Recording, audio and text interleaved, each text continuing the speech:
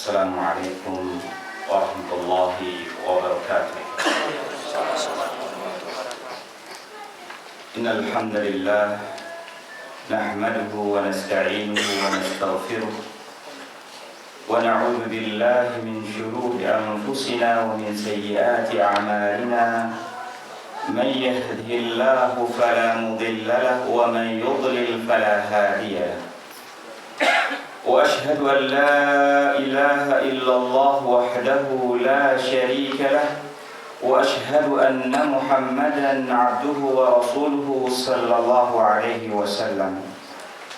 قال الله تعالى في كتابه الكريم يا أيها الذين آمنوا اتقوا الله حق تقاته ولا تموتن إلا وأنتم مسلمون. وقال أيضا يا أيها الناس اتقوا ربكم الذي خلقكم من نفس واحدة وخلق منها زوجها وبث منهما رجالا كثيرا ونساء واتقوا الله الذي تساءلون به والأرحام إن الله كان عليكم رقيبا.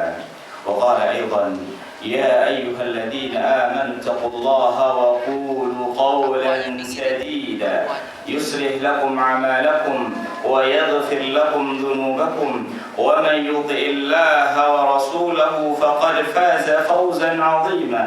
أيها المسلمون أيها الإخوة رحمني رحمكم الله، فإن أصدق الحديث كتاب الله وخير الهدى هدى محمد صلى الله عليه وسلم وشر الأمور محدثاتها وكل محدثة بدعة وكل بدعة ضلالة وكل ضلالة في النار. Saudara-saudara yang saya cintai karena Allah Subhanahu wa taala, insyaallah taala pada malam yang mulia ini, pada tempat yang mulia ini, kita akan memulai kajian kita pada kitab Lamiyatu Syekhul Islam Ibn Taimiyah. Jadi nama kitabnya, nama risalahnya adalah Lamiyah. Kenapa dikatakan Lamiyatu Syekhul Islam Ibn Taimiyah?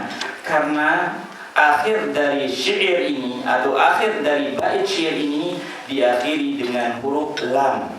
Jadi kalau kita lihat akhir dari bait syair ini diakhiri dengan kalimat dengan huruf lam, makanya dikatakan Lamiyatu Syekhul Islam Ibnu Taimiyah rahimahullah taala. Syekhul Islam Ibnu Taimiyah rahimahullah bukan ulama yang asing bagi kita. Insyaallah kita sudah banyak mengenal, sudah banyak mengetahui dan sangat banyak membaca tentang biografi Syekhul Islam Ibnu Taimiyah rahimahullah taala. Untuk mempersingkat waktu, kita akan memulai untuk mengkaji risalah yang singkat ini. Bait ini terdiri dari 16 syair. Jadi bait ini, syair ini terdiri dari 16 bait syair. Berkata Syekhul Islam Ibnu Taimiyah rahimahullah, beliau memulai risalahnya, beliau memulai syairnya dengan ucapan bismillah. Tadi pada kajian pagi hari saya telah menjelaskan kenapa ulama memulai kitabnya, memulai risalahnya dengan ucapan bismillah. Barangkali yang sudah hadir tadi pagi bisa menjawab, kenapa para ulama ketika menulis sebuah risalah, ketika menulis sebuah kitab, mereka memulai kitabnya dengan ucapan bismillahirrahmanirrahim. Ini perlu kita ketahui karena makna yang terkandung di dalam ucapan bismillah itu sangat bagus sekali. Siapa di antara kita yang hadir tadi atau yang sudah hadir pada pelajaran asatidzah yang sebelumnya? Kenapa para ulama memulai kitabnya dengan ucapan bismillahirrahmanirrahim? Ada yang bisa menjawab? Silakan. Pertama, mencontoh kitabullah. Yang pertama adalah mencontoh Al-Quranul Karim. Jadi yang pertama adalah kita mengikuti atau mencontohi Al-Quranul Karim. Coba kita lihat, kita buka Al-Quranul Karim. Pertama kali apa yang Bismillahirrahmanirrahim. Yang pertama kali ditulis adalah Bismillahirrahmanirrahim. Dan seterusnya Al-Quran setiap surat kecuali surat Al-Bara'ah, bahwasanya setiap surat itu diawali dengan Bismillahirrahmanirrahim. Jadi kalau kita menulis sebuah risalah, menulis sebuah buku, maka hendaklah kita memulai dengan Bismillah. Ini mencontoh Al-Quranul Karim. Yang kedua, siapa yang bisa jawab? Yang kedua adalah tabarrukan bismihi subhanahu wa ta'ala, yaitu untuk mendapatkan berkah, untuk mendapatkan keberkahan. Dengan memulai dengan nama Allah subhanahu wa ta'ala, kita akan mendapatkan keberkahan. Karena kita memulai dengan nama Allah subhanahu wa ta'ala, kita mengharapkan keberkahan, mengharapkan pertolongan dari Allah subhanahu wa ta'ala dengan memulai dengan nama-nama Allah subhanahu wa ta'ala. Seperti yang saya jelaskan, bahwa kalimat Ismullah, nama Allah, bukan satu nama saja. Ismullah ini mencakup semua nama Allah subhanahu wa ta'ala. Seolah-olah ketika kita mengatakan Bismillahirrahmanirrahim, ketika kita mengatakan seolah-olah saya mohon pertolongan, saya mohon bantuan dengan menyebut nama-nama Allah subhanahu wa ta'ala. Karena kata ulama, ismu itu, ismun artinya nama. Bentuknya dalam kalimat bahasa Arab itu tunggal. Bentuknya adalah mufrad, tunggal, satu. Kalau kalimat yang tunggal, kalimat yang mufrad disandarkan kepada isim, atau di sini disandarkan kepada lafzul jalalah, yaitu lafaz Allah, maka maknanya umum. Tufidul umum, kata ulama, maknanya umum, mencakup semua nama-nama Allah subhanahu wa ta'ala. Walaupun di sini katanya Ismullah, nama Allah, tapi ini mencakup semua nama-nama Allah subhanahu wa ta'ala. Kemudian di antara faedah yang ketiga, ada yang bisa menjawab? Kenapa para ulama memulai dengan ucapan Bismillahirrahmanirrahim? Silakan. Ketiga adalah mengikuti contoh para rasul. Jadi mengikuti contoh para rasul. Karena para rasul, para anbiya, para nabi-nabi Allah alaihi wassalatu wassalam, ketika mereka menulis surat, ketika mereka menulis sebuah risalah, mereka memulai dengan nama Allah, yaitu dengan Bismillahirrahmanirrahim. Satu contoh, ketika Rasulullah sallallahu alaihi wasallam menulis sebuah risalah kepada penguasa pembesar Rum pada saat itu, yaitu Amerikanya sekarang, penguasa Rum pada saat itu, beliau mengatakan innahu min Muhammad, yaitu beliau mengatakan Bismillahirrahmanirrahim. Beliau mengatakan Bismillahirrahmanirrahim min Muhammadin Rasulillah. Surat ini dari Muhammad Rasulullah. Jadi kita mengikuti contoh tauladannya Rasulullah sallallahu alaihi wasallam. Jadi inilah faedah dan keutamaan kenapa para ulama memulai risalahnya, tulisannya, buku-bukunya atau kitab-kitabnya dengan ucapan Bismillahirrahmanirrahim. Kita lanjutkan kepada kitab Lamiyah. Berkata Syekhul Islam Ibnu Taimiyah rahimahullah, perhatikan matanya. Ya sa'ili an madhhabi wa aqidati, ruziqal huda man lil hidayah yas'alu. Jadi kata Syekhul Islam, ya sa'ili, ya ini kalau dalam bahasa Arab namanya huruf nida, huruf untuk memanggil. Ya wahai, ya sa'ili, wahai yang bertanya kepadaku. Sa'ilun, kalau bahasa Arab ini namanya isim fa'il. Isim fa'il. Ya sa'ili, wahai yang bertanya kepadaku. Wahai yang bertanya kepadaku an madhhabi, tentang pendapat-pendapatku dalam masalah fikhiyah. Jadi masalah-masalah fikhiyah, wa aqidati, dan keyakinanku dalam masalah tauhid, dan dalam masalah asma wa sifat, dan masalah ubudiyah. Jadi perbedaan antara madhab dan aqidah, kalau madhab itu pendapat-pendapat masalah fikih. Makanya si A madhabnya madhab Syafi'i, artinya pendapat-pendapat yang dia ikuti dalam masalah ini, masalah fikih, adalah mengikuti madhab Syafi'i. Jadi madhab itu pendapat-pendapat yang kita ikuti dalam suatu madhab, yaitu misalkan madhab Syafi'i, Hambali, Maliki, Hanafi dan yang lain. Adapun akidah ini berkaitan dengan keyakinan, berkaitan dengan tauhid, al-asma wa sifat dan al-uluhiyah dan seterusnya. Jadi kata Syekhul Islam, wahai yang bertanya kepadaku, dan inilah sepantasnya yang harus dilakukan oleh seorang muslim, khususnya seorang thalibul ilmi. Kalau kita tidak mengetahui satu urusan, lebih-lebih yang berkaitan dengan urusan agama kita, yang berkaitan dengan ibadah kita, sholat kita, puasa kita, walaupun kelihatannya remeh, maka kita tanyakan kepada orang yang lebih faham. Karena Allah Subhanahu wa taala mengatakan, "Fas'alu ahla dzikri in kuntum la ta'lamun." Maka tanyakan kepada orang yang ahli, orang ahli ilmu, jika kalian tidak mengetahui. Jadi kalau kita tidak mengetahui satu urusan yang masalah urusan ibadah, masalah urusan agama, maka kita tanyakan kepada ahlinya. Inilah sepantasnya yang dilakukan oleh seorang thalibul ilm, walaupun urusan itu sepele. Saya pernah diceritakan oleh seorang asatidzah di Surabaya, yaitu Al-Ustaz Mubarak bin Muallim hafizahullah ta'ala. Beliau pernah menanyakan suatu permasalahan kepada Syekh Ali Hasan Al-Halabi hafizahullah ta'ala. Ketika itu kita di kelas, beliau bercerita. Jadi ketika beliau sholat pada saat tasyahud, kan beliau menggerak-gerakkan jari jemarinya. Di saat itu ada anaknya yang bernama Abdullah, itu menyodorkan kakinya di tangan, di telunjuk tangan abinya, yaitu Ustaz Mubarak. Jadi begini jadinya. Nah, di saat Ustaz Mubarak menggerak-gerakkan jemarinya, anaknya kakinya dikedepankan ke sini. Akhirnya kayak gini. Nah, beliau bertanya, apakah ketika di saat anak kita seperti itu, apakah kita lanjutkan untuk menggerak-gerakkan jari kita?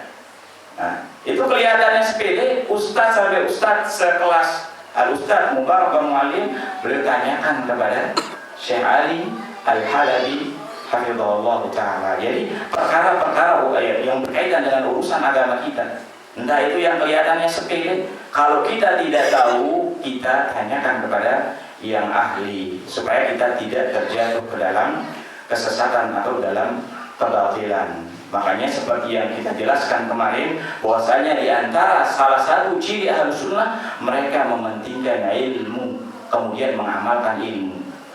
Jadi ilmu termasuk bertanya kepada ahlinya merupakan ilmu.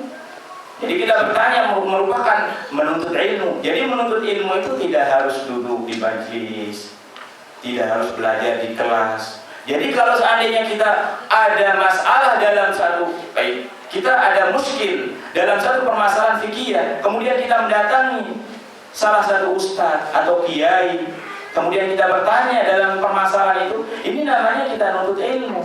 Jadi bukan harus duduk di majlis atau duduk di kelas, enggak. Kita bertanya, mendatangi seorang ustadz ke rumahnya atau di majlis di masjid, kita bertanya satu permasalahan, ini juga dinamakan menuntut ilmu. Adapun misalkan orang-orang yang bertanya dengan tujuan, misalkan dia bertanya untuk mencari kemudahan pendapat para ulama, nah ini tidak dibolehkan. Dia gemar bertanya, tapi tujuannya untuk mencari kemudahan dalam pendapat ulama. Nah ini tidak dibolehkan. Bahkan kata ulama, tidak dibolehkan. Al-Imam Ibnu Abdil Bar, beliau menukil ijma', tidak boleh kita menanyakan atau mencari keringanan dalam urusan dalam pendapat para ulama. Berusaha bertanya, ketika dijawab oleh satu ustaz, kayaknya masih berat. Dia berusaha nyari ke ustaz yang lain, mana pendapat yang paling ringan. Nah ini adalah cara beragama yang salah. Apalagi kalau berkaitan dengan hal-hal yang berkaitan dengan syahwat, misalkan kalau masalah nadhar yang paling pendapatnya yang paling sangat ini adalah Al-Imam Ibnu Hazm rahimahullah. Kalau Imam Ibnu Hazm rahimahullah dalam masalah nazar antara akhwat dan ikhwan ketika ingin menikah, itu boleh dilihat semuanya. Nah, tapi dalam mazhab yang lain tidak boleh, cukup wajah dan telapak tangan. Tapi kalau Imam Ibnu Hazm mazhab Zahiriyah dibolehkan melihat semuanya, dipandang semuanya. Itu mazhab Imam Ibnu Hazm Al-Zahiri rahimahullahu ta'ala. Jadi di dalam bertanya tujuan kita adalah untuk mendapatkan hidayah. Makanya Syekhul Islam Ibnu Taimiyah mengatakan, ya sa'ili al-madhhabi wa aqidati, wahai yang bertanya, ya sa'ili, wahai yang bertanya kepadaku al-madhhabi, tentang pendapat-pendapatku dalam masalah urusan fikih, wa aqidati, dan keyakinanku. Ruziqal huda. Ruziqa ini dalam bahasa Arab namanya fi'il mabni lil majhul. Ada namanya fi'il mabni lil ma'lum, ada fi'il mabni lil majhul. Perbedaan kalau fi'il mabni lil majhul, pelakunya tidak diketahui. Kalau mabni lil ma'lum, pelakunya diketahui. Contohnya misalkan jam dicuri. Nah, ini tidak disebutkan pelakunya siapa pencuri jam tersebut. Buku dibaca. Kita tidak mengetahui siapa yang membaca buku ini. Kita lihat bekasnya, kok buku ini sudah sobek atau sudah lusuh dan yang lainnya. Kita mengatakan buku dibaca, tapi kita tidak tahu siapa yang membacanya. Jadi ruziqal huda, diberikan hidayah. Akan diberikan hidayah man lil hidayah yas'al, orang-orang yang bertanya, orang-orang yang minta hidayah.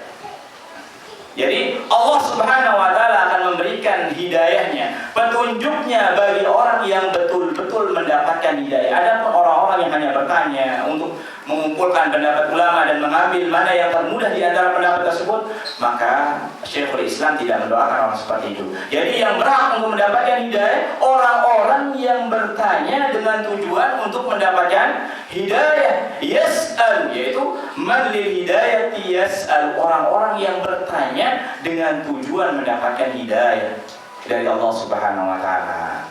Kemudian dijelaskan oleh ulama kalimat ruziqal huda ini bentuknya khobar. Jadi kalimat dalam bahasa Arab ada yang namanya khobariyah, bentuknya sekedar cerita atau khobar.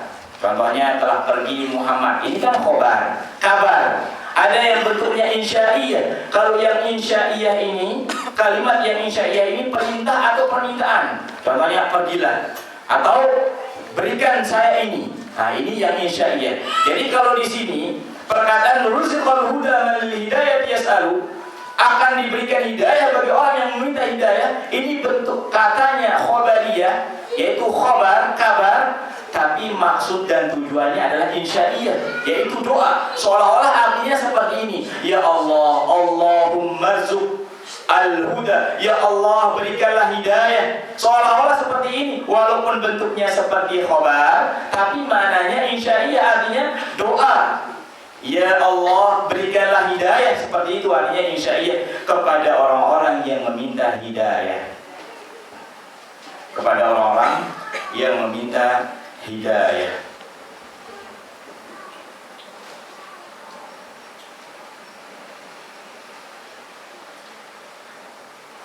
Kemudian ada satu permasalahan dalam masalah pertanyaan. Di dalam Al-Quran dan hadis Nabi Shallallahu Alaihi Wasallam disebutkan oleh ulama ada dua bentuk pertanyaan.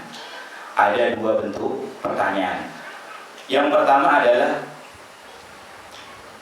pertanyaan dalam bentuk pertanyaan dengan tujuan untuk mendapatkan ilmu yang dia butuhkan.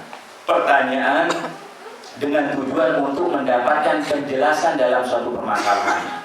Nah, kalau pertanyaan jenis ini, maka ini dibolehkan, bahkan disunahkan, bahkan dianjurkan kalau seandainya dibutuhkan. Nah, ini pertanyaan jenis yang pertama. Adapun pertanyaan jenis yang kedua, yang seperti yang saya katakan yang tadi, bahwasanya tujuannya untuk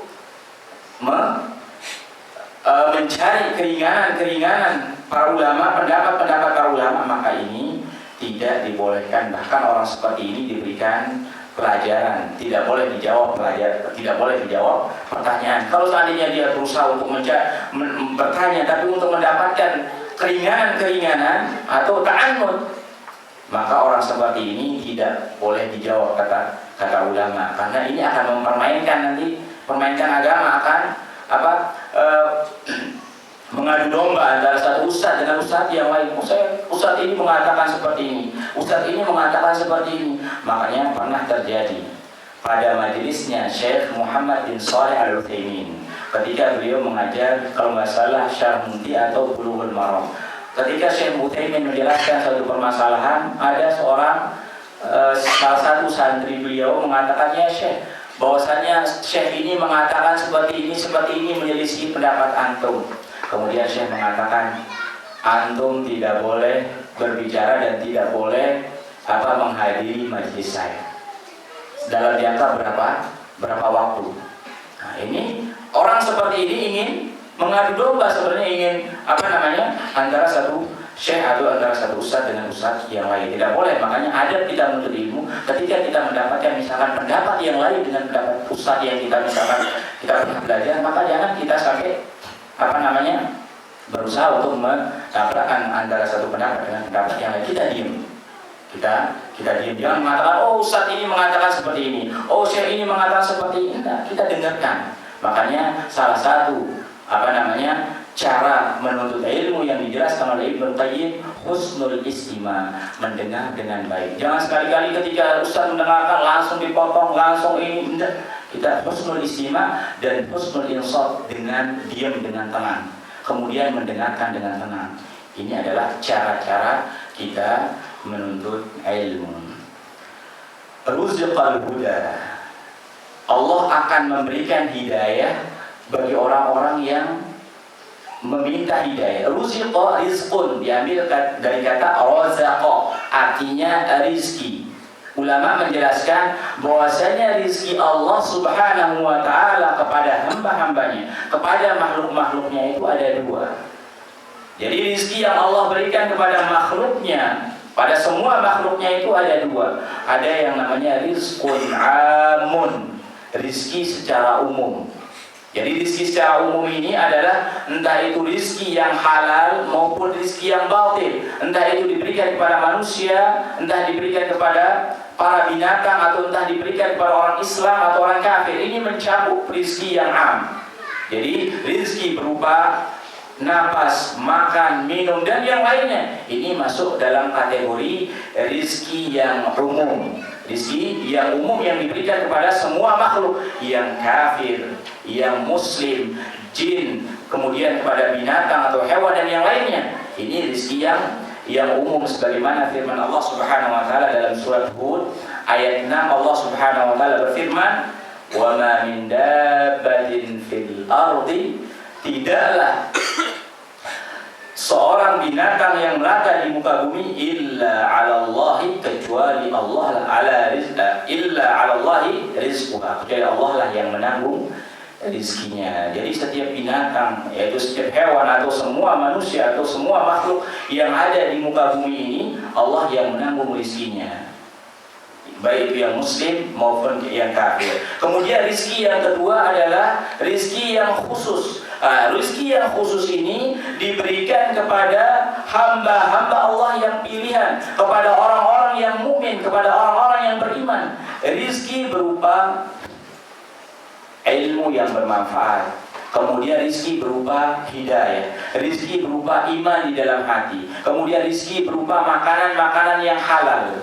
Ini adalah rizki yang khas yang Allah berikan kepada orang-orang yang beriman, orang-orang pilihan Allah Subhanahu wa ta'ala, yaitu rizki sesuatu yang bermanfaat bagi dunia dan akhirat kita. Jadi bermanfaat bagi dunia kita, yaitu seperti keimanan, hidayah, menuntut ilmu, dan yang lainnya. Ini adalah sesuatu yang bermanfaat terus-menerus manfaatnya di dunia kita maupun di akhirat. Sebagaimana dalam hadis yang diriwayatkan oleh Tariq bin Asyam, bahwasanya Nabi sallallahu alaihi wasallam, "Idza aslama rajulun", kalau ada orang yang masuk Islam, beliau memerintahkan orang itu untuk mengatakan Allahumma ighfir lahu. Rasulullah mengatakan Allahumma ighfir lahu, ya Allah ampunilah orang ini. Allahumma ighfirli. Jadi orang itu diperintahkan. Jadi kalau ada orang yang ingin masuk Islam, Rasulullah memerintahkan orang tersebut mengatakan Allahumma ighfirli, ya Allah ampuni saya, warhamni, dan rahmatilah saya. wa'afini, dan berikanlah saya afiat, kesehatan, warzuqni, dan berikan saya rizki. Kemudian Rasulullah mengatakan wa haula'i, yang 4 ini, Allahumma gfirli warhamni wahdini wa'afini warzuqni, yang 4 ini, yang 5 ini, fa inna haula'i, yang 5 ini tajma' laka dunyaka, terkumpul di dalamnya manfaat bagi kalian di dunia maupun di akhirat. Kalau kita diampuni oleh Allah Subhanahu wa taala, ini merupakan nikmat rezeki dari Allah. Ketika kita disayangi, mendapatkan rahmat, ini merupakan nikmat dari Allah, merupakan karunia dari Allah Subhanahu wa taala. Ketika kita diberikan afiat, kesehatan, atau diberikan rezeki, ini merupakan rezeki yang khusus yang Allah Subhanahu wa taala berikan kepada hamba-hambanya yang beriman kepadanya.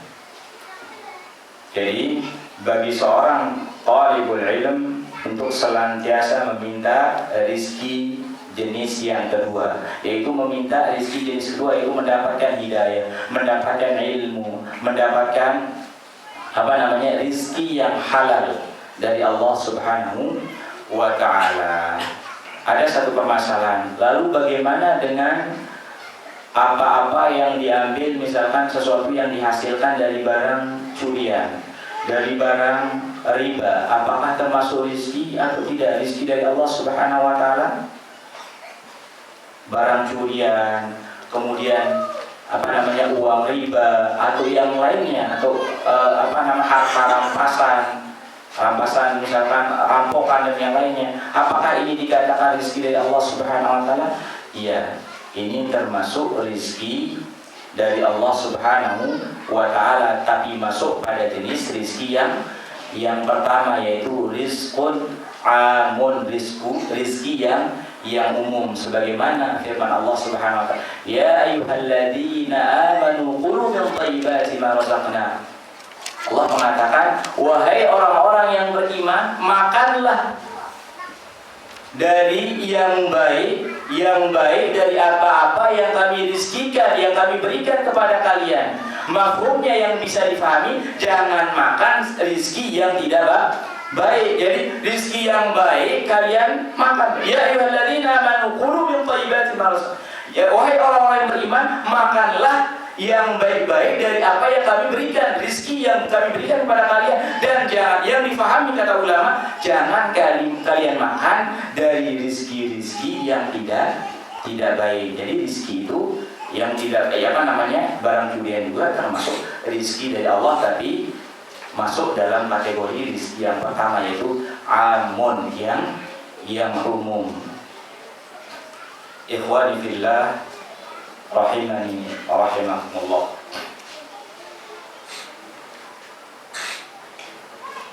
Sebelum kita lanjutkan pada bait syair yang kedua, mungkin ada sesuatu yang perlu ditanyakan dalam bait yang pertama. Ada sesuatu yang mengganjal dalam bait yang pertama. Ada, sebelum kita lanjutkan pada bait syair yang kedua, ada yang perlu ditanyakan dulu biar tidak lupa. Ada yang kurang jelas, kira-kira paham?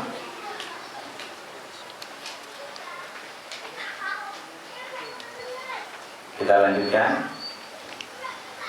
Qala Syekhul Islam Ibnu Taimiyah rahimahullahu ta'ala, isma' kalama muhaqqiqin fi qawlihi la yantani anhu wa la yatabaddalu.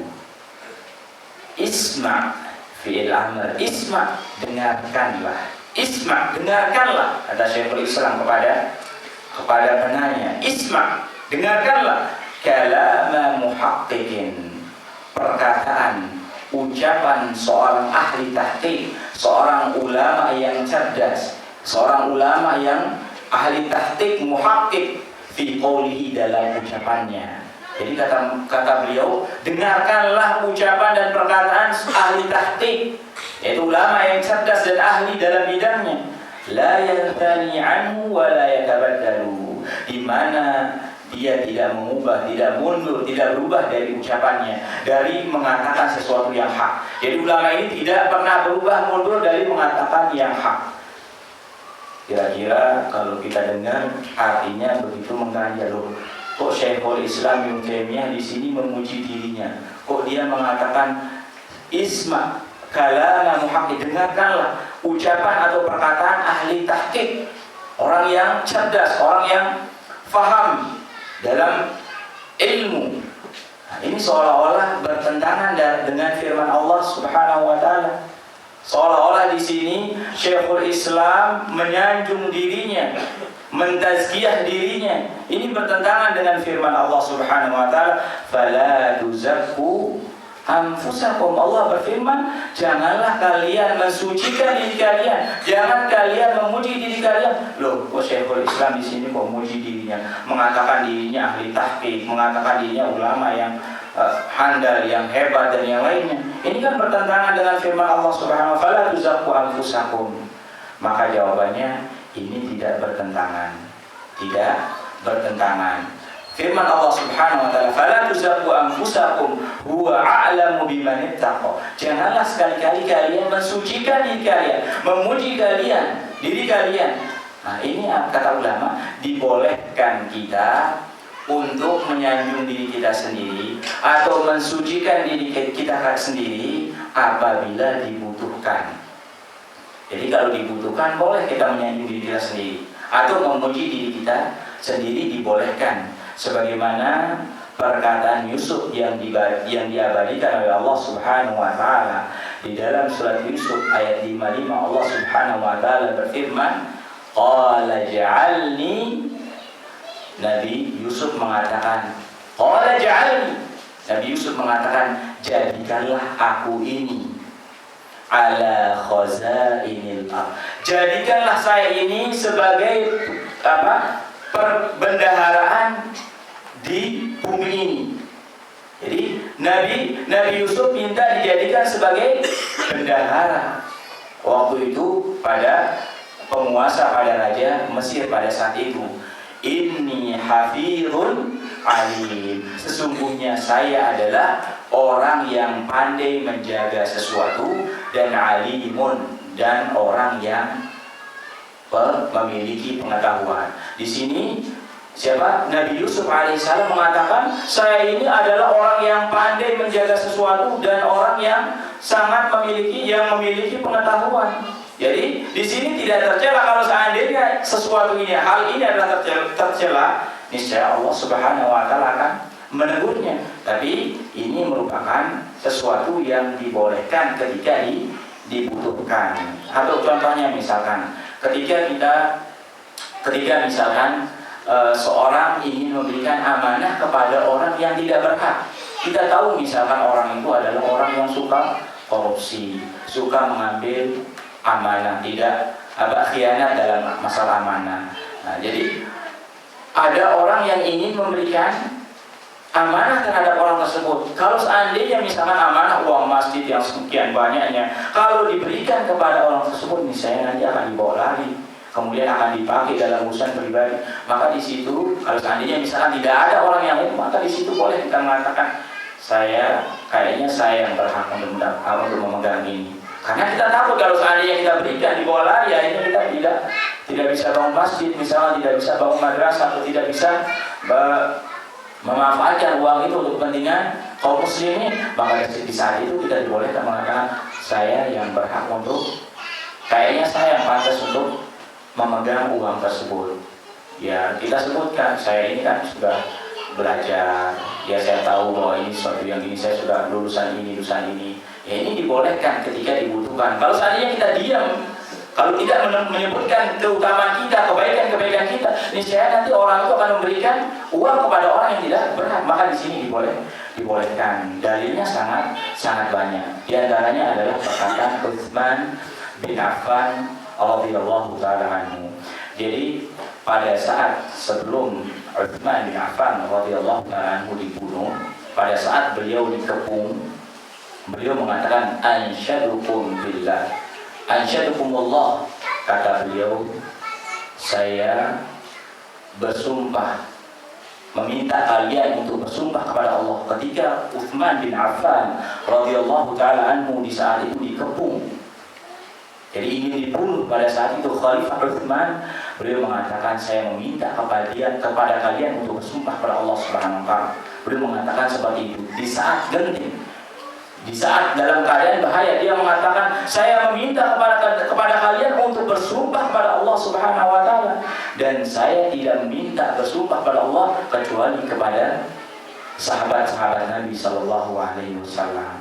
Mereka Utsman meminta kepada mereka untuk bersumpah kepada Allah Subhanahu wa taala. Kemudian beliau mengatakan, "Alastum ta'lamuna anna Nabi sallallahu alaihi wasallam qala," wahai sahabat-sahabat Nabi, bukankah kalian dulu pernah mendengar Nabi Shallallahu Alaihi Wasallam mengatakan, ini setelah mereka diminta untuk bersumpah, dengarkan, bukankah kalian dulu mendengar Rasulullah Shallallahu Alaihi Wasallam mengatakan, man hafara bi'ra rumah dakhala al-jannah, barang siapa yang menggali sumur rumah dia berhak untuk mendapatkan surga. Jadi Rasulullah mengatakan, barang siapa yang menggali untuk kaum muslimin sumur rumah, dia akan mendapatkan surga dari Allah Subhanahu wa taala.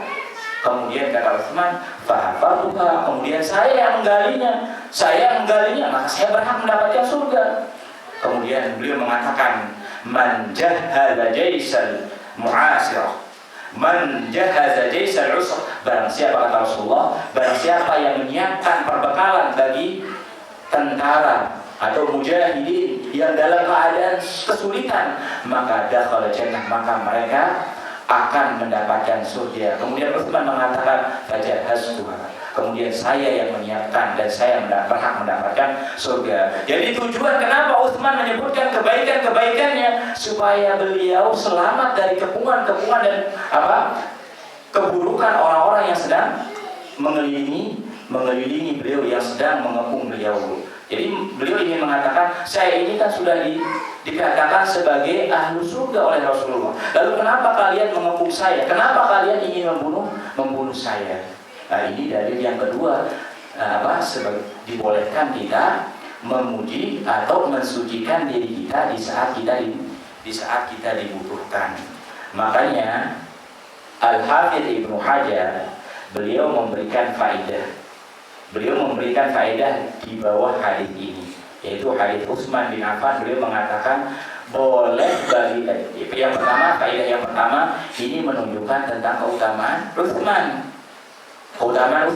Ini menunjukkan tentang keutamaan Utsman radhiyallahu ta'ala anhu. Berbeda dengan orang-orang Rafidhah, mereka mencela bahkan mengatakan bahwasanya Utsman termasuk orang yang kafir dan berhak masuk neraka. Ini bertentangan dengan akidah Ahlus Sunnah wal Jamaah.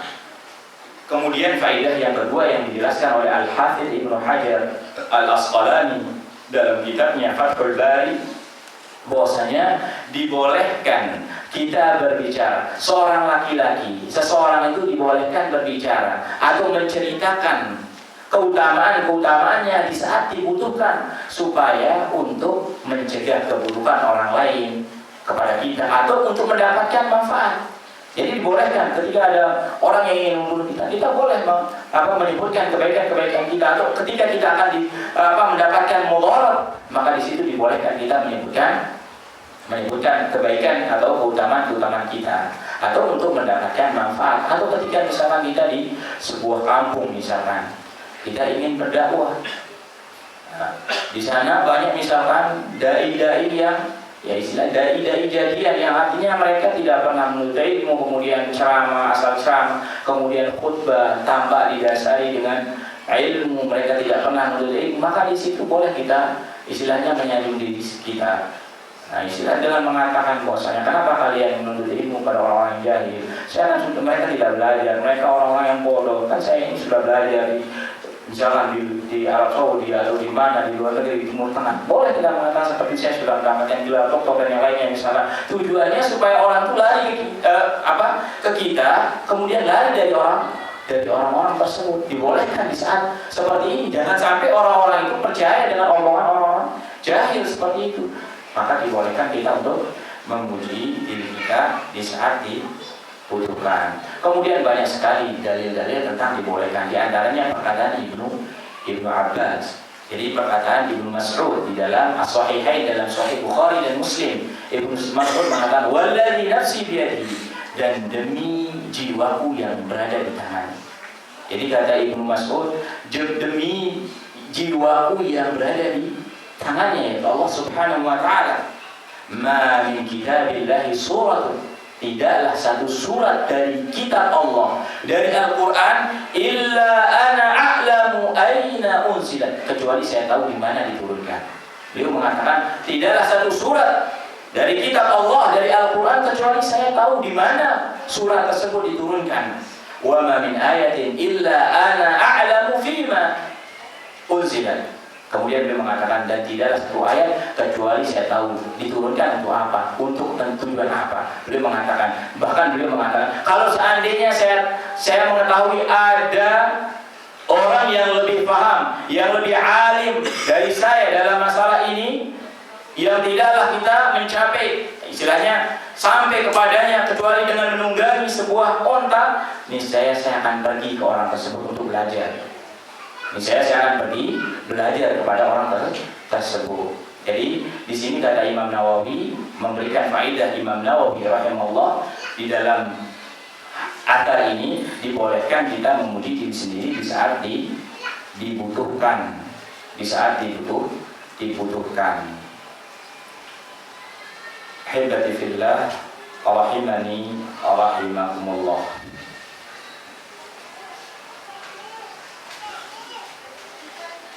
Kemudian ucapan Syekhul Islam, la yanthani anhu wa la yatabaddalu.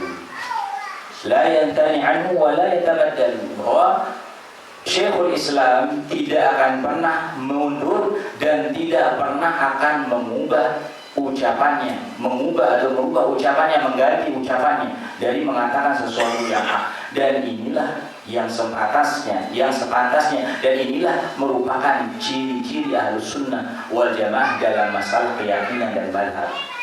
Karena mereka apa? Membangun keyakinan mereka, karena Ahlus Sunnah wal Jamaah membangun akidah mereka di atas dalil-dalil syar'i, di atas dalil dari Al-Quran dan Sunnah Nabi Sallallahu Alaihi Wasallam, tidak didasari hawa nafsu, tidak didasari dengan hawa nafsu.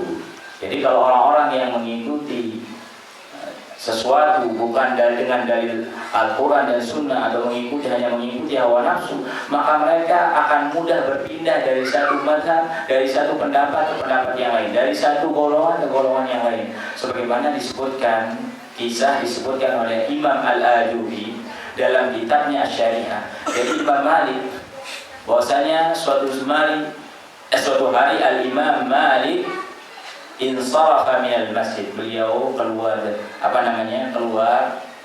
dari masjid, kemudian didatangi oleh seorang laki-laki yang dikatakan dia namanya Abul Juwairiyah, yang memiliki pemahaman al-irja', memiliki pemahaman murji'ah. Jadi ketika Al-Imam Malik sedang duduk bersandar di atas kedua tangannya, datanglah laki-laki yang memiliki pemahaman murji'ah, yaitu pemahaman murji'ah, orang yang mengatakan bahwasanya iman itu adalah cukup dengan perkataan. Iman itu qaulun bil lisan. Itu iman itu adalah ucapan lisan. Ini orang-orang murji'ah. Jadi orang murji'ah ini mendatangi Imam Malik rahimahullah. Beliau mengatakan, ya Aba Abdillah, beliau mengatakan, wahai Abu Abdillah, ukallimuka kalimat, ukallimuka bisyai', saya ingin berbicara kepadamu, ingin berbicara dalam suatu permasalahan dengan wa uhajuka bihi, dan saya ingin mengajukan hujah-hujah saya di hadapanmu, dalil-dalil saya di hadapanmu. Jadi ingin mengajak Imam Malik untuk berdebat dan menyampaikan dalil-dalilnya dan hujah-hujahnya. Kemudian Imam Malik mengatakan, fa in ghalabtani, Imam Malik mengatakan, kalau seandainya kamu mengalahkan saya dalam perdebatan ini, bagaimana? Kalau seandainya kamu menang dalam permasalahan ini, dalam perdebatan ini, apa yang akan kamu lakukan? Kemudian orang tersebut, Abu Juwairiyah, mengatakan, In ghalabtuka, kalau seandainya saya menang mengalahkan kamu dalam perdebatan ini, kata orang itu, ittaba'tani, kamu harus mengikuti saya. Kemudian dia kalau gitu, kalau seandainya kamu yang menang, saya akan mengikuti kamu. Kemudian Imam Malik mengatakan, kalau seandainya ada orang ketiga datang ke sini, kemudian dia mengalahkan kita berdua, apa yang kita lakukan? Ya kita harus mengikuti itu. Kemudian Imam Malik mengatakan, ya Abdullah, menegur orang, wahai hamba Allah, ba'athallahu azza wa jalla Muhammadan, bahwasanya Allah subhanahu wa ta'ala mengutus Nabi Muhammad sallallahu alaihi wasallam bidinin wahid, dengan satu agama, dengan satu ajaran, bukan banyak ajaran. Jadi Allah subhanahu wa ta'ala mengutus Nabi Muhammad sallallahu alaihi wasallam untuk menyampaikan Islam, agama yang hak, satu agama, bukan banyak agama. Kemudian beliau mengatakan, wa araka, dan saya melihatmu adalah seorang yang suka berpindah agama. Jadi saya melihat kamu ini adalah orang yang suka berpindah-pindah agama. Mana pendapat yang lebih kuat, dia ikuti. Mana yang merasa dia anggap kuat, dia ikuti. Ini adalah orang yang salah di dalam beragama. Makanya Al-Imam Umar bin Abdul Aziz mengatakan, man ja'ala dinahu, barang siapa yang menjadikan agamanya dengan tujuan untuk berdebat, dia menjadikan agamanya untuk berdebat, maka orang seperti ini akan sering berpindah-pindah ajaran. Jadi dia jadikan agamanya ini untuk berdebat, maka orang seperti ini akan sering berpindah-pindah ajaran. Nah, inilah yang bisa disampaikan syarah atau penjelasan tentang bait syair yang kedua. Kira-kira ada yang perlu ditanyakan?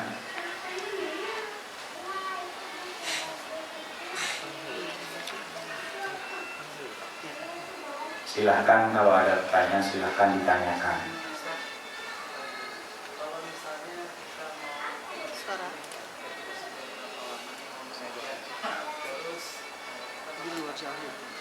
Saya lebih baik karena saya lebih lama menjadi maksudnya, tapi tidak orang tahu. Nah, bukan sikap itu mencerminkan sikap sombong apa? Dengan tujuan apa dia mengatakan seperti itu? Kalau seandainya, kata ulama, kalau seandainya tujuan itu untuk al-mufakhar, untuk berbangga-bangga, untuk sifat angkuh atau untuk rujuk, maka tidak dibolehkan. Dibolehkan di saat dibutuhkan. Nah, misalkan kalau seandainya di satu desa ada orang yang seperti yang saya jelaskan, ada orang yang berbicara tanpa didasari ilmu, tanpa didasari dengan ilmu. Nah, maka di sini boleh kita mengatakan seperti itu. Tapi kalau seandainya kita yang seperti yang antum jelaskan, ini satu lulusan Madinah, ini lulusan Madinah sama-sama. Nah, ini kalau ingin menjatuhkan yang lain dengan mengatakan saya kan dokter, dia baru ilmu, ini tidak boleh. Sama-sama Ahlus Sunnah misalkan, ini tidak boleh. Paham? Ini masuk dalam kategori al-mufakhar, untuk berbangga dengan gelarnya atau rujuk. Nah, ini tidak dibolehkan.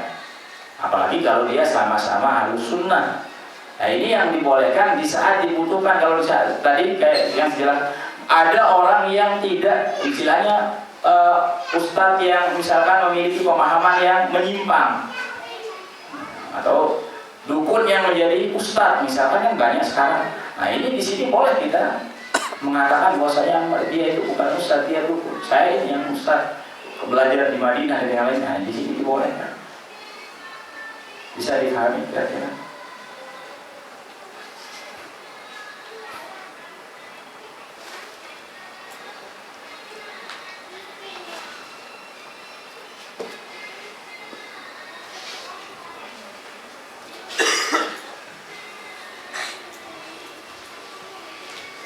Ada pertanyaan lagi?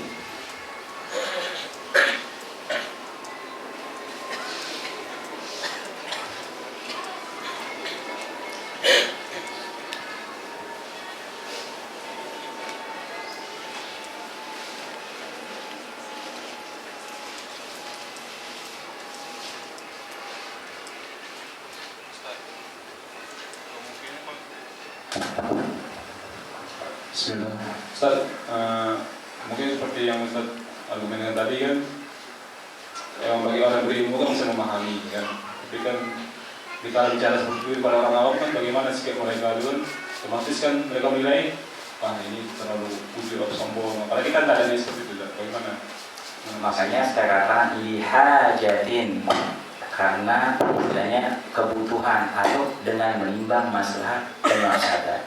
Kalau misalkan kita menyanjung diri kita, mensucikan diri kita, kemudian memang tidak dibutuhkan atau karena misalkan tidak ada maslahat dalam masalah itu, maka kita berarti itu tidak dibutuhkan. Kalau tidak ada maslahat, bahkan akan menimbulkan mudarat yang lebih besar, maka kita tinggalkan. Maka di situ dikatakan tidak dibutuhkan untuk memuji diri sendiri.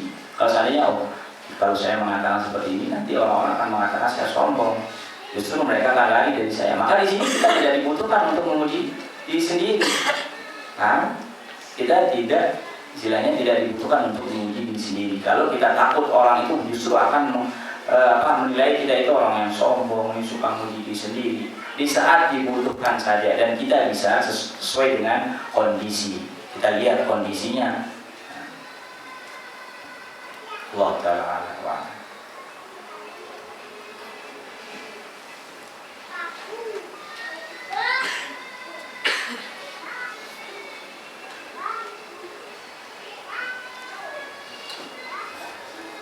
Masih sanggup untuk mengikuti satu bait syair lagi atau sudah capek?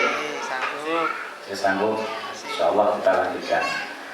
Qala Syekhul Islam Ibnu Taimiyah rahimahullah. Kita lanjutkan satu bait syair lagi. Hubbus sahabati kullihim li madhabu. Hubbus sahabati, mencintai sahabat-sahabat Nabi, kullihim, semuanya, jadi tanpa terkecuali. Hubbus sahabati, mencintai sahabat-sahabat Nabi sallallahu alaihi wasallam, kullihim, semuanya tanpa kecuali, li madhabu, merupakan madhab bagi saya. Jadi kata Syekhul Islam, mencintai sahabat-sahabat Nabi semuanya itu merupakan madhabku. Siapakah yang dikatakan seorang sahabat?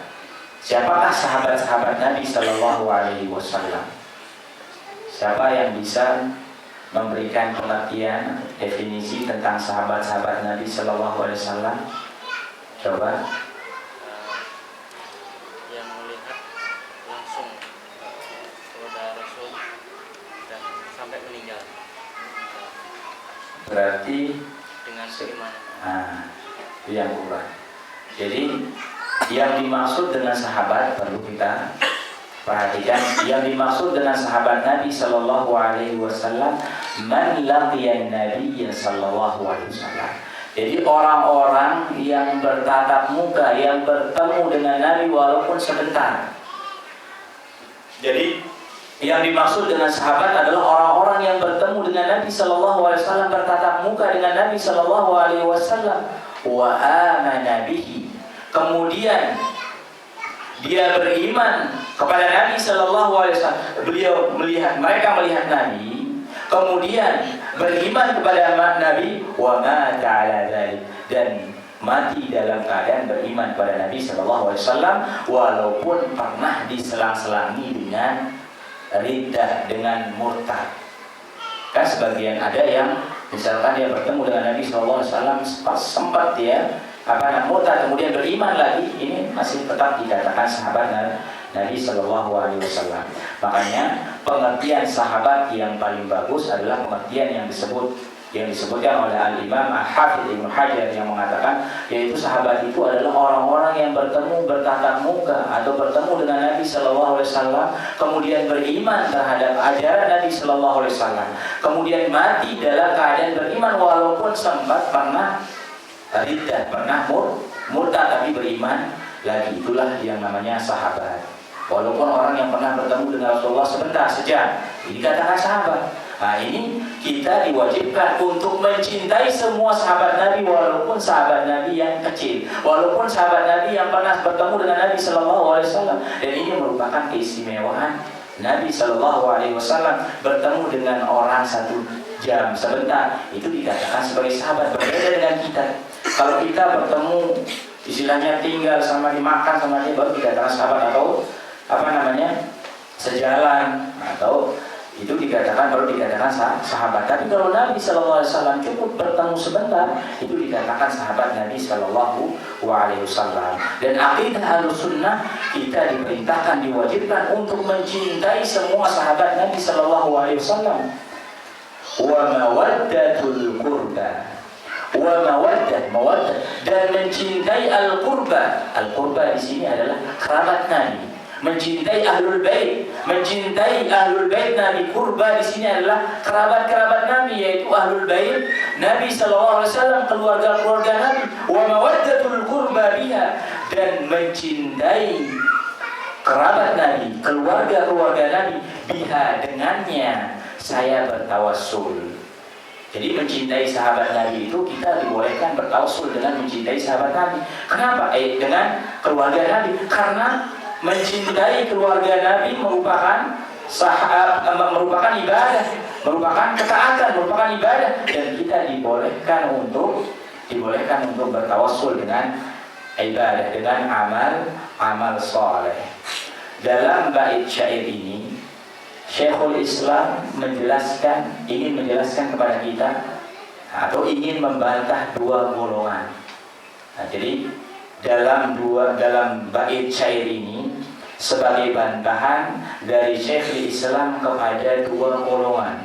Yang pertama, golongan yang namanya Syiah Ar-Rafidhah. Syiah Rafidhah. Kemudian kepada golongan yang namanya An-Nawasib. Nah, di antara 2 golongan ini, kalau Rafidhah, mereka mengkafirkan semua sahabat Nabi, termasuk sahabat Nabi yang utama seperti Abu Bakar, seperti Utsman, seperti Umar, dan yang lainnya. Mereka mengkafirkan semua sahabat Nabi kecuali 3 saja. Adapun Nawasib, kalau Nawasib ini mereka menancapkan, mereka memusuhi Ahlul Bait Nabi Sallallahu Alaihi Wasallam. Nawasib ini memusuhi siapa? Ahlul Bait Nabi, kerabat-kerabat Nabi dan keluarga Nabi Sallallahu Alaihi Wasallam. Mereka sangat membenci keluarga-keluarga Nabi. Adapun Ahlussunnah wal Jamaah berada di pertengahan antara 2 mazhab tersebut, di antara Rafidhah dan Nawasib. Jadi tidak seperti Ar-Rafidhah dan tidak seperti An-Nawasib. Jadi Ahlussunnah wal Jamaah sebagaimana termasuk dasar usul Ahlussunnah dalam masalah ini, dalam masalah sahabat, sebagaimana dijelaskan oleh Syekhul Islam Ibnu Taimiyah rahimahullah dalam kitabnya Al-Aqidah Al-Wasithiyah, beliau menjelaskan dengan tegas, wa min usul ahli sunnah wal jamaah, kata beliau, dan termasuk usul Ahlus Sunnah wal Jamaah, kata beliau, salamatu qulubihim, mereka menjaga hati-hati mereka. Jadi Ahlus Sunnah itu menjaga hati-hati mereka, wa alsinatihim, dan lisan-lisan mereka, bi ashabi Rasulillah Sallallahu Alaihi Wasallam, menjaga lisannya, menjaga hatinya terhadap sahabat-sahabat Nabi. Mereka tidak mencela sahabat Nabi, mereka tidak mengkafirkan sahabat Nabi, mereka tidak tidak menuding sahabat Nabi Sallallahu Alaihi Wasallam dengan sesuatu yang enggak seperti yang dilakukan oleh orang-orang Rafidhah yang mengatakan bahwasanya sahabat-sahabat Nabi itu telah kafir. Nah, nanti kita akan bantah syubhat-syubhatnya pada bait syair yang berikutnya. Maka sepantasnya bagi kita untuk menyanjung, untuk memuliakan, jadi menjaga lisan kita terhadap sahabat Nabi Sallallahu Alaihi Wasallam, sebagaimana perintah Allah Subhanahu Wa Taala yang mengatakan, walladzina ja'u min ba'dihim, orang-orang yang datang setelah mereka, yaitu setelah siapa? Setelah sahabat Nabi, yaitu setelah generasi awal, yaquluna, mereka mengatakan Rabbana ighfir lana.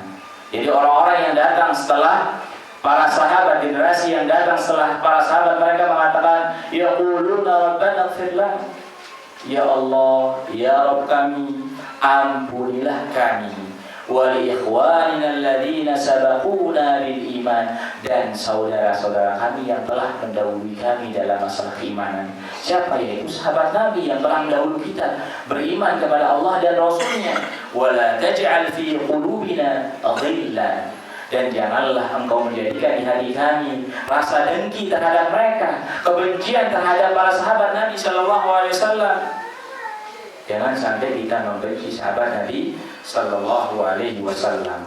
Karena Rasulullah memerintahkan la tasubbu ashabi, jangan sekali-kali kalian mencela sahabatku, jangan sekali-kali kalian mencaci sahabatku, walaupun misalkan kita membaca kisah tentang mereka, tentang misalkan ada di antara mereka bakhil, dan jangan sekali-kali kita mencela. La tasubbu ashabi, jangan sekali-kali kalian mencela ashabi.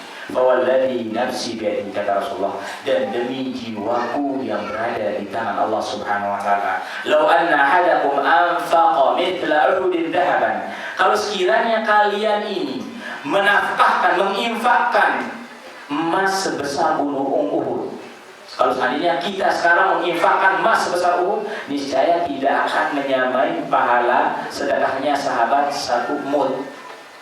Jadi kalau seandainya kita bersedekah satu emas sebesar gunung Uhud, niscaya tidak akan mengejar, tidak akan menyamai pahala sahabat yang bersedekah dengan satu mud atau setengahnya. Ini menunjukkan keutamaan para sahabat Nabi sallallahu alaihi wasallam. Maka kita tidak boleh mencela sahabat-sahabat Nabi sallallahu alaihi wasallam.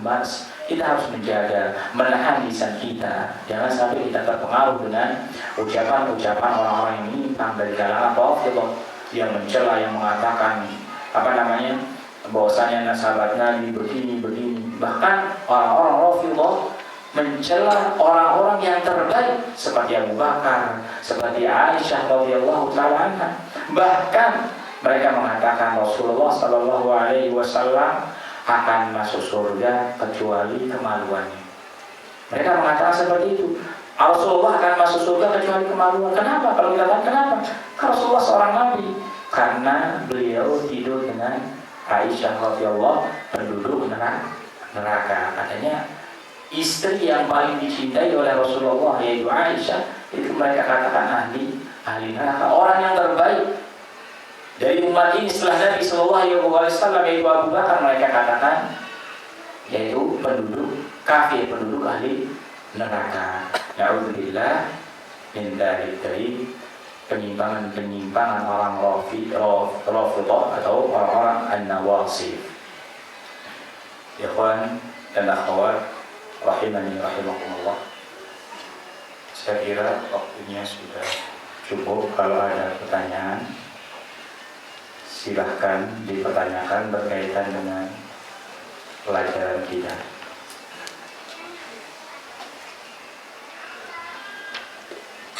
Jadi saya sudah jelaskan tadi, dibolehkan kita bertawassul dengan amal soleh. Mencintai kerabat Nabi, mencintai ahlu baitun Nabi, keluarga-keluarga Nabi termasuk amal soleh yang Rasulullah perintahkan. Dengan kita mencintai, kita dibolehkan untuk bertawassul dengan kecintaan kita kepada sahabat atau kepada keluarga atau kepada kerabat Nabi sallallahu alaihi wasallam. Ini dibolehkan karena tawassul itu ada dua. Yang pertama, tawassul yang dibolehkan yaitu kita bertawassul dengan nama Allah, kemudian tawassul dengan amal soleh. Kemudian yang ketiga, bertawassul dengan doa orang soleh yang masih hidup. Kita mendatangi ustaz, kita tahu bahwasanya ustaz ini orang yang alim, orang yang zuhud, orang yang taat ibadah kepada Allah. Kita datang, ya ustaz, saya minta antum mendoakan saya supaya saya mendapatkan rezeki, mendapatkan jodoh yang soleh, dan yang lainnya. Ini dibolehkan. Adapun tawassul yang tidak dibolehkan, yang mamnu, kita bertawassul dengan pangkat dan kedudukan orang lain, walaupun orang orang soleh. Kenapa? Karena tidak pernah dicontohkan oleh para sahabat Nabi Shallallahu Alaihi Wasallam. Karena agama ini diambil dari maqala Allah wa qala Rasul, apa yang dikatakan oleh Allah dan apa yang dikatakan oleh Rasulullah Shallallahu Alaihi Wasallam, sesuai dengan pemahaman para sahabat Nabi dan para ulama. Saya kira kita akan cukup sampai di sini. Kalau ada pertanyaan silahkan ditanyakan yang berkaitan dengan pelajaran. Kalau tafadhol. Silakan.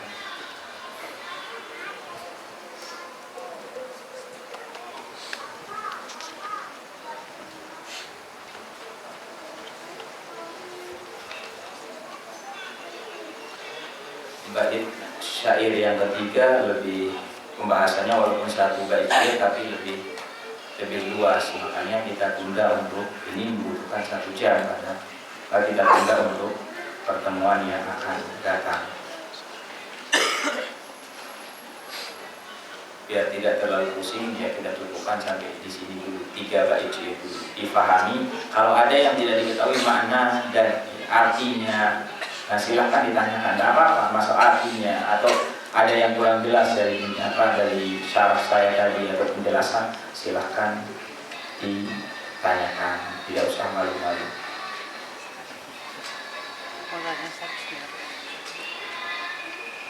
Pakai tentang tawasul, Pak Ustaz. Bisa kan? Ini saya mau tanya tentang tawasul. Contoh tawasul yang tiga yang Ustaz jabarkan tadi bisa dicontohkan Ustaz? Terima kasih. Jadi tawasul 3 contoh yang dibolehkan, yaitu yang pertama kita bertawasul dengan nama-nama Allah Subhanahu wa Ta'ala. Ya, contohnya misalkan kita menyebutkan nama-nama Allah, misalnya ya Razzaq, Urzuqni. Nah, itu termasuk kita bertawasul dengan nama Allah. Kita ya Razzaq, Urzuqni, ya Ghaffar, ya Ghafirli. Kita menyebutkan nama-nama Allah Subhanahu wa Ta'ala. Atau kita misalkan berzikir dulu, menyebutkan memuji Allah dengan berzikir. Setelah itu kita kita berdoa, memohon kepada Allah Subhanahu wa Ta'ala, misalkan ampunan, atau ini namanya bertawasul dengan nama-nama Allah Subhanahu wa Ta'ala. Adapun bertawasul dengan ibadah, dengan ketaatan kepada Allah Subhanahu wa Ta'ala, ya seperti ini. Ya Allah, saya pernah melakukan misalkan saya berbakti kepada orang tua saya. Kalau sekiranya apa yang saya lakukan ini tulus untuk mendapatkan pahala dari Allah, misalkan seperti yang terjadi, ada hadis bahwasanya ada 3 orang itu, kalau seandainya sekiranya apa yang saya lakukan ini, ketaatan yang saya lakukan kepada orang tua saya ini tulus saya lakukan untuk mendapatkan misalkan pahala dari, maka bukakan pintu batu ini. Atau misalkan kita, ya Allah, saya telah beriman kepadamu, saya telah melakukan ibadah kepadamu, maka ampunilah dosa saya. Jadi kita mengatakan, ya Allah, saya melakukan ketaatan, melakukan ibadah, ini amal soleh semua, maka ampunilah saya, maka berikanlah rezeki kepadaku, maka rahmatilah saya. Ini kita bertawasul dengan menyebut kebaikan atau amal soleh kita. Atau yang ketiga dengan meminta doa kepada orang soleh. Kita datang kepada Ustaz, ya Ustaz, doakan saya supaya lulus ujian misalkan. Ya Ustaz, doakan saya supaya saya mendapatkan rezeki yang halal. Nah, itu dibolehkan. Saya dipahami. Allah Ta'ala a'lam wa a'lam. Satu dulu.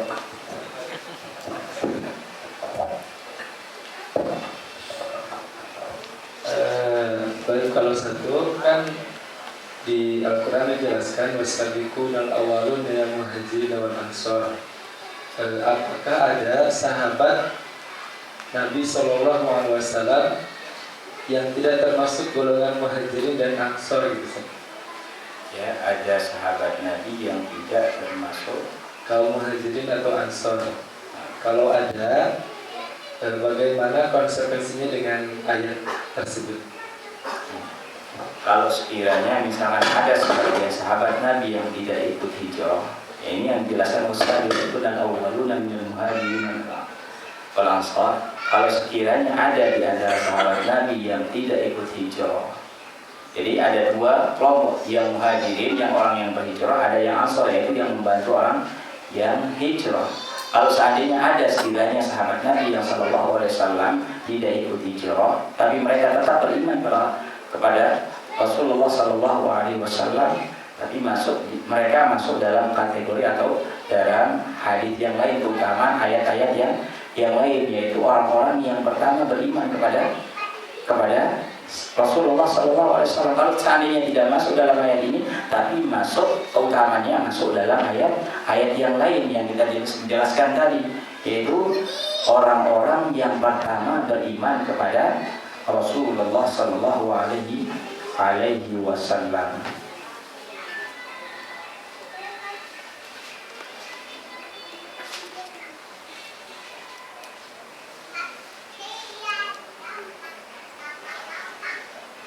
Jadi tentang keutamaan para sahabat itu sangatlah banyak. Jadi tentang keutamaan mereka itu sangat banyak. Jadi bukan satu ayat saja. Wasabiquna al-awwaluna dan muhajirin bukan itu. Banyak sekali ayat-ayat yang menjelaskan dan hadis-hadis yang menjelaskan tentang keutamaan sahabat Nabi Shallallahu Alaihi Wasallam.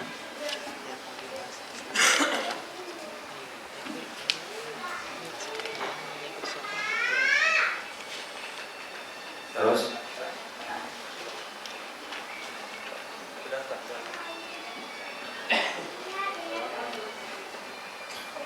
apabila ada kerabat Nabi yang menyimpang dari bagaimana sikap kita? kalau seandainya ada kerabat Nabi yang menyimpang dari akidah Ahlussunnah wal Jamaah, maka sikap kita adalah ya kita berusaha untuk memberikan mereka hidayah irsyad, yaitu petunjuk. Kita menjelaskan akidah yang benar. Ini bentuk kecintaan kita kepada sahabat Nabi supaya mereka dapat hidayah. Jadi kita seorang muslim, bagaimana rasa cinta kita kepada mereka, yaitu kita mencintai apa yang kita miliki. Ya kalau kita beriman, kita berakidah dengan akidah yang baik, maka kita harapkan saudara kita, lebih-lebih kerabat Nabi untuk apa? Untuk mengikuti akidahnya Ahlussunnah, yaitu dengan kita menjelaskan kepada mereka akidah Ahlussunnah seperti ini. Kalau seandainya mereka tidak mau, bahkan mereka musuh kita, ya kita berlepas tangan dari mereka.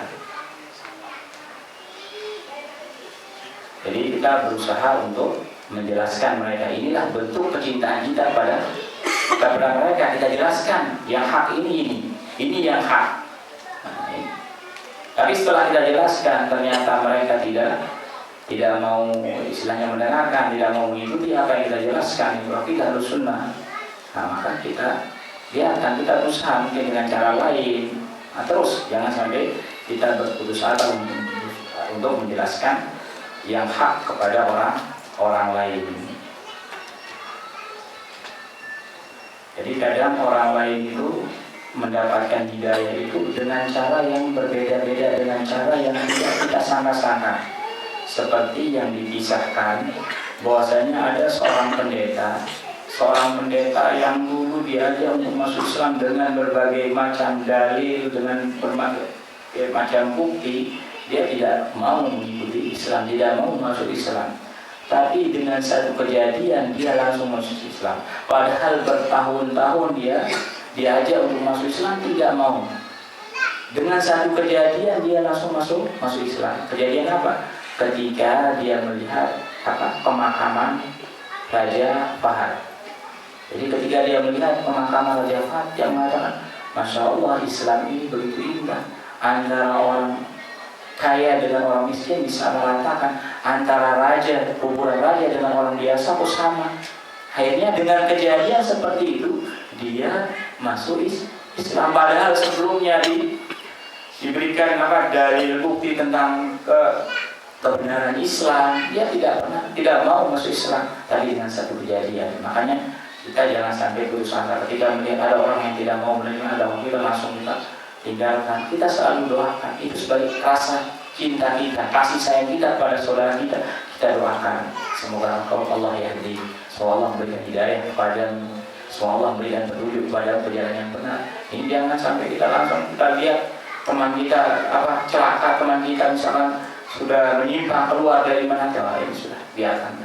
Ini salah. Kita berusaha untuk menasihati, terus menerus kita nasihati, jangan kita bangga, jangan kita senang melihat saudara kita, sahabat kita terjatuh dalam kebatilan. Allah Ta'ala a'la wa a'lam.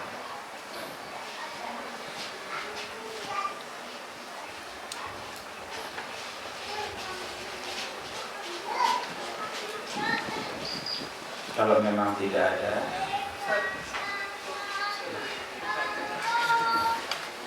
barang temuan itu termasuk rezeki apa? barang temuan Oh. termasuk rezeki umum atau apa? Kalau barang temuan disebutkan oleh ulama dalam masalah itu barang yang temuan.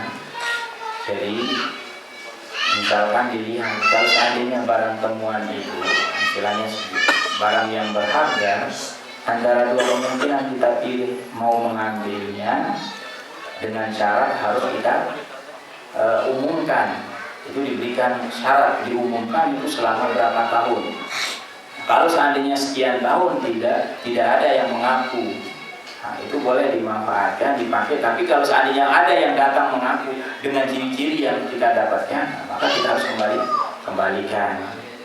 Atau kalau kita tidak mampu untuk misalkan untuk mengumumkan atau yang lainnya, iklan dan yang lainnya, maka jangan kita ambil. Itu bukan rezeki, itu milik orang lain. Jadi bukan rezeki, itu milik orang lain. Kalau seandainya kita mengambilnya, maka itu amanah yang harus kita sampaikan dengan mengumumkan, ya, dengan iklan atau apa, tergantung hartanya. Kalau hartanya misalkan kangkung atau yang lainnya, di sini kata ulama, kalau seandainya misalkan sesuatu yang cepat busuk misalkan, ya kita kalau kita bawa, kita biarkan akan busuk, maka di sini ya kita jual. Misalkan nanti uangnya kita simpan, misalkan uangnya itu kita simpan. Kalau ada yang ngaku ya kita kembalikan atau kita berikan kangkung atau barang-barang misalkan yang cepat busuk yang lainnya, buah-buahan atau yang lain. Jadi kalau kita misalkan kita nemukan uang sekarang 100.000, kita makan, ini termasuk rezeki, tapi rezeki yang hobi, yang jelek. Ya seperti yang dikatakan kalau kita makan sesuatu yang bukan hak kita, ya ini rezeki, tapi rezeki yang buruk, bukan rezeki yang halal, rezeki yang haram. Allah Ta'ala wa'ala. Gimana hukumnya kalau bekerja pada perusahaan yang istilahnya kita sudah tahu bahwa pemiliknya itu adalah orang Nasrani dan salah satu produksinya itu termasuk rokok, gimana hukumnya? Jadi kalau bermuamalah dengan orang-orang Nasrani, itu dalam masalah jual beli dibolehkan. Jadi tapi yang jadi permasalahan kalau seandainya yang diperjualbelikan adalah permasalahan yang misalkan seperti hal-hal yang haram seperti bir dan yang lainnya, maka di sini kita tidak boleh ikut. Tapi kalau masalah rokok, yaitu kalian boleh tanyakan pada yang lebih ahli, karena ini masalah-masalah yang tidak bisa disampaikan di sini. Masalah khilaf antara ulama, karena masalah rokoknya ada yang mengatakan haram, ada yang mengatakan makruh. Nah, ini kalau saya katakan bahwasanya ini tidak boleh, nah, ini saya nanti akan putus nafkahnya atau ma'isyahnya. Jadi kalau bermuamalah dengan orang-orang Nasara dibolehkan kalau dalam masalah jual beli atau yang lainnya, selama tidak dengan menggadaikan akidah, tidak masalah. Selama tidak misalkan menjaga ibadah, tetap diberikan keluasan beribadah dan yang lainnya, maka tidak apa-apa. Tidak ada kaitannya dengan akidah kita. Tapi kalau berkaitan dengan akidah, dilarang untuk melakukan sholat, maka tidak boleh. Hatta sama orang Islam, kalau orang kita kerja sama orang Islam, kemudian dilarang untuk melakukan ibadah, ya kita tinggalkan. Nah, atau dia menjual sesuatu yang jelas, yang sudah sholih, jelas dalil tentang keharamannya, maka di sini tidak boleh kita ikut terlibat. Misalkan dia jual minuman keras, maka kita keluar, tidak boleh kita ikut bermuamalah dengan orang-orang tersebut, maka kita keluar. Karena kalau kita meninggalkan sesuatu karena Allah Subhanahu wa taala, insya Allah akan menggantikan dengan sesuatu yang lebih baik insya Allah taala. Allah taala wa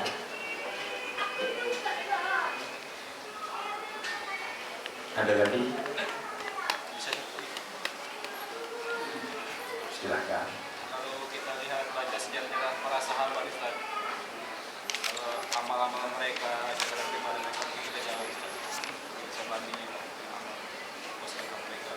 Jadi bagaimana nanti posisi kedudukan kita di surga itu, apa bisa kita sama nanti posisi pada mereka dan amal kita sedikit ini Ustaz. Jadi Rasulullah SAW pernah menyampaikan pada sahabat, orang-orang yang bertamasuk, berpegang teguh dengan sunnah Nabi SAW pada saat-saat yang seperti ini banyaknya fitnah. Orang-orang yang misalkan banyaknya misalkan ujian dan cobaan, orang-orang yang senantiasa mengikuti sunnah Nabi SAW pada keadaan seperti ini, banyaknya ujian, cobaan, maka kata Rasulullah, mereka mendapatkan pahala sama pahalanya seperti 50 di antara kalian. Nah, saya nanti orang-orang yang misalkan ikhlas, mukhlisin, yang ikhlas dalam ibadahnya, apapun dalam ibadahnya, mereka akan dikelompokkan dengan orang-orang asyuhada, orang-orang yang syahid, wasiddiqin, orang-orang yang jujur, akan dikelompokkan dengan mereka. Bahkan bisa nanti akan digabungkan dengan orang-orang dengan sahabat Nabi Sallallahu Alaihi Wasallam sebagai utamanya bagi mereka. Dan kita mohon pada Allah Subhanahu Wa Taala termasuk penghuni surga dan bisa dikelompokkan dengan sahabat-sahabatnya Nabi Sallallahu Alaihi Wasallam. Amin ya rabbal alamin. Saya kira kita cukupkan sampai di sini. Subhanallah wa bihamdihi. Assalamualaikum warahmatullahi wabarakatuh.